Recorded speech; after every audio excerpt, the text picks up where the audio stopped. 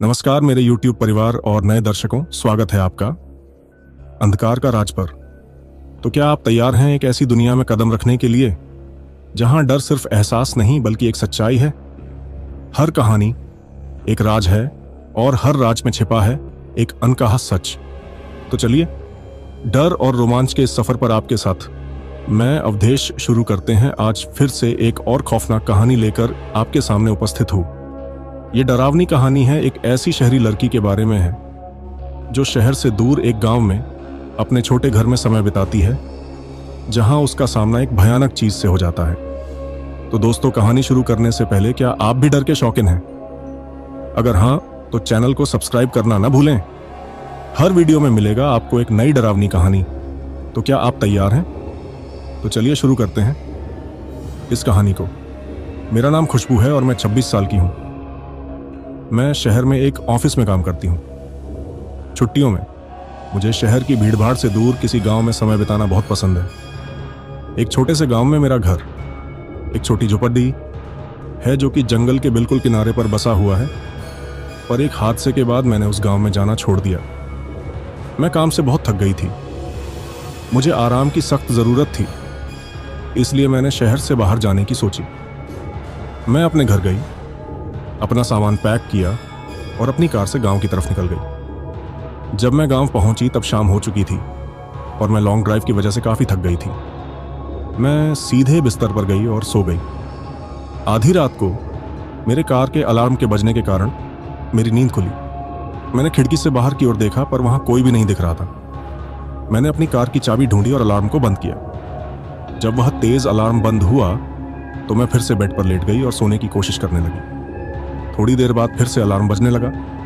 मैंने सोते हुए अलार्म को बंद कर दिया। सब कुछ एकदम शांत था, चारों तरफ खामोशी थी। कुछ 5 मिनट बाद अलार्म तीसरी बार बजा।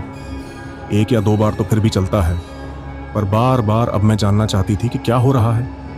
ऐसा तो नहीं कि कोई मेरे साथ मजाक कर रहा हो, पर इस समय इतनी रात को मैं पर्दे के पास खड़ी होकर देखने लगी। थोड़े समय बाद मैंने चांद की रोशनी में किसी को झाड़ियों से मेरी कार की ओर आते हुए देखा। वह जो कोई भी था वह काफ़ी लंबा, पतला और काले रंग का था। वह कार के पास आया और उसने अपने लंबे और पतले हाथों से कार को नोक किया। फिर से अलार्म बजा, पर वह काली आकृति तेजी से वापस झादियों में चली गई। उस वक्त मैं जान चुकी थी कि क्या हो रहा है। मैं डर से कांप रही थी। मैं अलार्म को बंद कर उस चीज़ पर नज़र रखने लगी। वह चीज़ झाड़ियों से बाहर आई और धीरे धीरे मेरे घर के गेट के पास बढ़ने लगी। अपने एक हाथ से उसने गेट के लॉक को खोला। मैं इतना डर गई थी कि मैं हिल भी नहीं पा रही थी। मेरे दिमाग में कई तरह के बुरे विचार आ रहे थे। वो क्या है? वह मुझसे क्या चाहता है? वह क्या कर रहा है? क्या वह यहाँ से कभी जाएगा भी? मेरे शरीर में सिर से लेकर के पांव तक कपकपी छूट गई थी।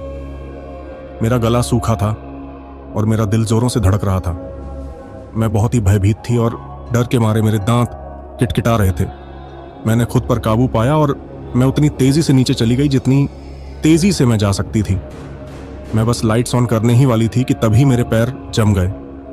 वो काली आकृति खिड़की के यहाँ खड़बड़ाहट दिखी थी। वह खिड़की से अंदर की ओर देख रहा था कि कोई अंदर है या नहीं। मैं जल्दी से अपने सोफे के पीछे छुपकर देखने लगी। तब मुझे समझ आया कि कार के साथ छेड़छाड़ करना केवल उसका अपने शिकार को बाहर लाने का तरीका था। मैं उसके डरावने चेहरे से अपनी आंखों को हटा नहीं पा रही थी। उसकी चमड़ी राख की तरह थी जिस पर सिलवटें पड़ी हुई थीं। उसकी आंखें छोटी और पूरी तरह से काली थीं। उसकी नाक की जगह पर 2 बड़े बड़े गड्ढे थे। उसके चेहरे पर होठों की जगह बड़े बड़े पेने, दांतों की 2 लाइनें थीं। उसकी सांस बहुत भारी और डरावनी थी जो कि खिड़की पर भाप की तरह साफ नजर आ रही थी।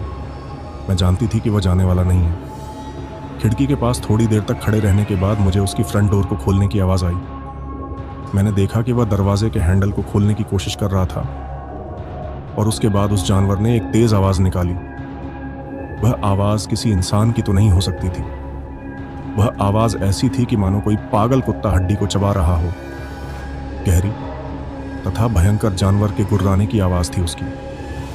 मैं जानती थी कि यदि इसने मुझे देख लिया तो यह कुछ भी कर अंदर आ जाएगा।